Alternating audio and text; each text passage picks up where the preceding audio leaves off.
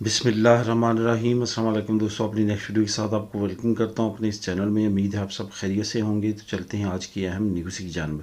सबसे पहले तो बात करेंगे कि इमिग्रेंट्स के बारे में। स्पेन में एक नया ट्रेंड जो है वो चल रहा है। एक नई पार्टी भी इमिग्रेंट्स के ख़िलाफ़ कूद पड़ी है और नई एक्टिविटी करने जा रही है। वो क्या है, इस पर बात करेंगे।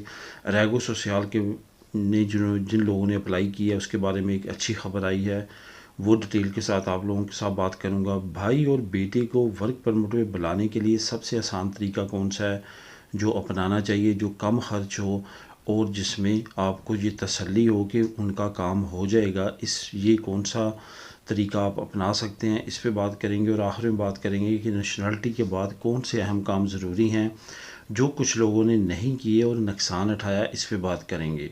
सबसे पहले तो स्पेन इमिग्रेंट्स के बारे में जो नया इतिहाद बनने जा रहा है, इतिहाद से मुराद ये कि कुछ नई एक्टिविटीज़ एक नई अहम पार्टी की तरफ से सामने आ रही हैं, और वो क्या हैं और वो क्यों कर रही हैं, इस पे बात करते हैं। जैसा कि एक नॉर्मल ट्रेंड चल पड़ा है कि जो इंतहाई दाएं बाजू की जमातें होती हैं वो सिर्फ़ और सिर्फ अपने मकासद हासिल करने के लिए, उन लोगों का वोट बैंक हासिल करने के लिए जो कि उनके नज़रियात से इत्फाक़ करते हैं, तो उनको उनके वोट को लेने के लिए वो कुछ ऐसी एक्टिविटीज़ अनाउंस करते हैं जिसका डायरेक्टली इनडायरेक्टली दूसरे इंसानों पे नेगेटिव असर पड़ता है।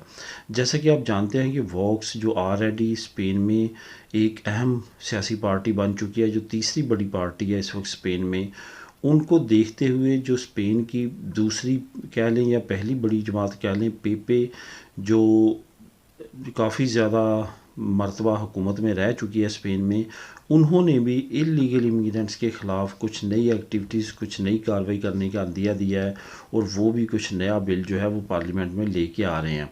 इलीगल इमिग्रेंट्स के अगेंस्ट उनका ये कहना है कि उनको यहाँ पे आने के लिए और रहने के लिए मज़ीद रिस्ट्रिक्शंस की जाएँ ताकि यहाँ पे उनके लिए घेरा तंग किया जाए और वो यहाँ पे आने से गुरेज़ करें।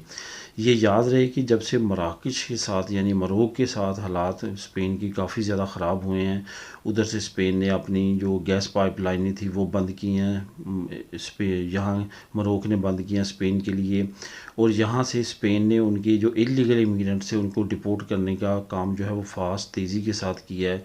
तब से यहाँ पे जो पार्टीज़ हैं उनको मज़ीद मौक़े मिले हैं इलीगल इमिग्रेंट्स के ख़िलाफ़ मज़ीद बात करने के और उनके ख़िलाफ़ मज़ीद कार्रवाई करने के। अब जो वॉक्स पार्टी है उनको देखते हुए अब पॉपुलर पार्टी ने ये चाहा है कि जो इंतहाई दाएं बाजू के लोग हैं जो कि वॉक्स को पसंद करते हैं, अगर हम उनके नज़रियात पे जिस तरह के वॉक्स के नज़रियात हम भी अपना लेंगे तो हमारा भी वोट बैंक बढ़ जाएगा। ये याद रहे कि नेक्स्ट ईयर जो है वो इलेक्शन है जिसकी तैयारी ज़ोरों पे है, और उस इलेक्शन को अचीव करने के लिए तमाम एक्टिविटीज़ की जा रही हैं ताकि आने वाले इलेक्शन में उन लोगों के वोट भी हासिल किए जा सकें जो कि इमिग्रेंट्स के अगेंस्ट है और इमिग्रेंट्स को पसंद नहीं करते। अब देखते हैं पॉपुलर पार्टी जो है वो नया क्या मकासद और नया क्या मकसद लेके आती है और इमिग्रेंट्स को किस तरह तंग करने का नया मनसूबा बनाती है, क्योंकि वॉक्स के तमाम तर मनसूबे अब तक नाकाम हो चुके हैं। जैसे कि लास्ट मंथ में उन्होंने एक बिल पेश किया था कि 15 साल कम अज़ कम होने चाहिए नेशनलिटी अप्लाई करने के लिए, 10 साल बहुत कम है। तो इस पे पार्लियामेंट ने बड़ी अक्सरियत के साथ इस बिल को रिजेक्ट कर दिया था और इस पे कोई भी कार्रवाई नहीं की गई थी। लेकिन अगर पॉपुलर और वॉक्स पार्टी अब मिल के कुछ अपने नज़रियात को सामने लाते हैं और कुछ नया कुछ ऐसा करते हैं तो हो सकता है कि आने वाले वक्त में पार्लियामेंट में दूसरी पार्टीज़ को परेशानी का सामना हो। अब बात करते हैं रैगो सोशल के बारे में। रैगो सोशल काफ़ी लोगों ने जमा करवाई, किसी का तासा नहीं आ रहा, किसी को आंसर नहीं आ रहा। 8-8 महीने हो चुके हैं और लोग काफ़ी ज़्यादा परेशान हैं। 6 महीने तो अमूमन तौर पे हर एक को कम से कम लग रहे हैं। अब यहाँ पे मैं आपको बताता चलूँ कि जून 2021 में जिन्होंने अपनी फ़ाइलें जमा करवाई थी उनके तासा आना शुरू हो चुके हैं और काफ़ी तेज़ी के साथ उनका काम हो रहा है। मई जून के जो लोग हैं जिन्होंने अपने केसेस जमा करवाए थे उनके आ रहे हैं और वो अपनी तासी जमा करवा रहे हैं और उसके बाद उनका आंसर जल्द आ जाएगा। यहाँ पे आपको बताने का मकसद यही है कि काफ़ी लोग जो हैं वो वो कमेंट करते हैं और पूछते हैं कि हमारा केस 8 महीने हो चुके हैं, 6 महीने हो चुके हैं, तो हमारा केस पास नहीं हो रहा।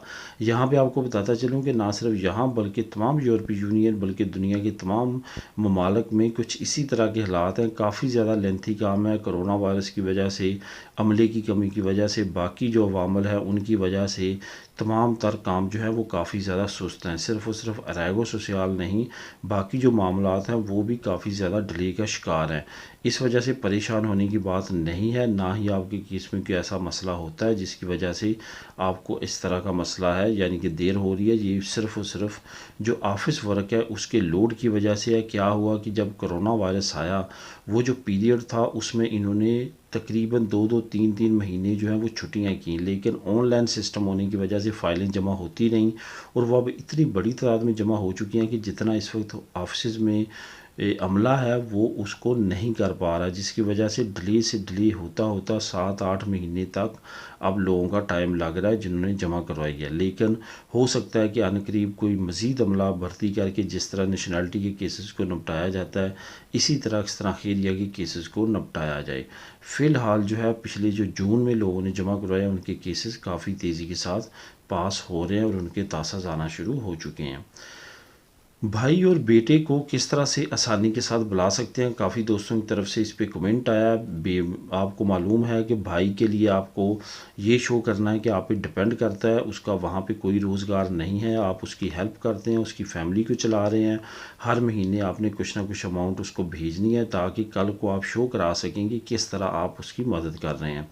दूसरी तरफ अगर बेटे की बात की जाए तो बेटा जो है अब आपकी फैमिली यहाँ पे आ चुकी है, बेटा पीछे रह गया है और वो बेटा जो है वो ओवर एज हो चुका है यानी 18 साल से ज़्यादा हो चुका है, तो उसको आप बुलवाना चाहते हैं तो उसके लिए भी आपको कॉन्ट्रैक्ट चाहिए होगा। आप अगर भाई को बुलाना चाहते हैं फिर भी कॉन्ट्रैक्ट चाहिए होगा। अब बहुत सारे लोग ऐसे हैं जिन्होंने सारी ज़िंदगी जॉब किया, उन्होंने कोई भी बिज़नेस नहीं किया। अब यहाँ पे ये भी मसला है कि बहुत सारे लोग पहले 1000 2000 3000 पहले एडवांस दे देते हैं, कॉन्ट्रैक्ट ले लेते हैं अपने बेटे को जब भाई को बुलाने के लिए, लेकिन बाद में कॉन्ट्रैक्ट रिजेक्ट हो जाता है, उस पर उसका फिंगर लेटर इशू नहीं करते। इस तरह खैरिया कहती है कि ये इस काबिल नहीं है कि इस पे बंदे को बाहर से बुलवाया जाए, ये कंपनी टैक्स पे नहीं कर रही या डिफ़ॉल्टर है या कोई भी मसला सहूलियत सोशल का या सिंधी का जो इन्होंने फिल नहीं किया तो उसकी वजह से रिजेक्ट हो जाते हैं। ऐसी सूरत में बहुत सारे लोग जो हैं वो अपना एडवांस भी खो बैठते हैं और परेशानी के आलम में रहते हैं। और काफ़ी दोस्तों ने कमेंट भी किए हैं। इसका सबसे बेहतरीन हल ये है कि अभी तक अगर आपने अपने भाई को जो है वो रकम भेजना शुरू नहीं किया, आपके पास 1 साल का टाइम है, उसका बेस्ट टाइम पीरियड यही है कि आप कोई ना कोई बिज़नेस शुरू कर लें। वैसे भी ये पीक का टाइम है बिज़नेस शुरू करने का, कोरोना के बाद रिकवरी होना शुरू हो चुकी है। बड़े लेवल का नहीं करना, छोटे का कर लें, उसका टैक्स सही तौर पे करें और सही तरीके के साथ आप अपने जेन्युइन कॉन्ट्रैक्ट पे अपने ख़ुद के बिज़नेस पे अपने भाई को या बेटे को बुला सकते हैं, जो इंतहाई आसान होता है और उसके चांसेस भी बहुत ज़्यादा बढ़ जाते हैं कि उस पर आप उनको बड़े इजीली बुला सकते हैं। अब बात करते हैं नेशनलिटी के बाद वो कौन से काम ज़रूरी हैं जो कि करने हैं आपको, वरना आपको नुकसान हो सकता है। कुछ लोगों ने नुकसान उठाया। अभी रिसेंटली आपको मैं एक एग्ज़ाम्पल दे के बता देता हूँ जिससे आप ख़ुद समझ जाएंगे। एक दोस्त हैं जानने वाले, उनकी नेशनलिटी पास हुई तो उन्होंने आज से तकरीबन 15 दिन पहले पाकिस्तान जाने का सोचा और पासपोर्ट पे वीज़ा लगवाया, 5 साल का लगवा के वो चले गए। अब जब वो गए हैं एयरपोर्ट तो वहाँ पे क्या हुआ कि अब आपको मालूम है कि आपका जो वैक्सीन सर्टिफिकेट है, ये मैं एक एग्जांपल दे रहा हूँ, लेकिन हर ऑफिस में आपने अपना नाम और तमाम चीज़ें चेंज करानी है। आपको मालूम है स्पेन में जैसे नेशनलिटी मिलती है आपका टोटल नाम सरनेम चेंज हो जाता है, आपके वालदैन का नाम आपके साथ आने की वजह से टोटली आपकी शनाख्त तब्दील हो जाती है। तो हर जगह पे आपने अपना नाम तब्दील करवाना होता है। उसने जो है वो मेडिकल सर्टिफिकेट जो लिया वैक्सीन का कि मैंने वैक्सीन लगवा लिया, वो उस वक्त लगवाई थी जब उसको अभी नहीं मिली थी नेशनलिटी। तो वो वैक्सीन सर्टिफिकेट लेके जब गया है तो उन्होंने वो सर्टिफिकेट रिजेक्ट कर दिया और उसको कहा है कि आपका ये कारआमद नहीं है। उसके बाद उसकी जो टिकट है वो ज़ाया हुई।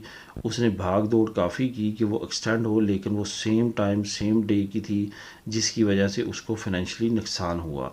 ये एक छोटा नुकसान था, लेकिन बड़ा नुकसान किसी और तरीके से भी हो सकता है। इस वजह से आप हर जगह पे अजंता मिनतों पे जाएं, मेडिकल कार्ड के में जाएं, seguridad social में जाएं, हर जगह पे जाएं जहाँ पे आपकी डिग्रीज़ हैं, जो आपने सर्टिफिकेट किए हैं वहाँ पे जाएं। अपने ट्रैवल लाइसेंस को तब्दील कराएं जो बहुत ज़रूरी है, उसका टाइम पीरियड भी कम होता है।